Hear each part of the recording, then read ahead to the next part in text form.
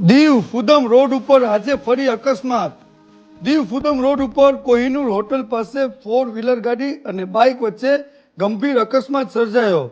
Bike ચાલક અશરફ મકવાણાને પગમાં ગંભીર ઈજા થતા ઉના ખસેડેલ છે.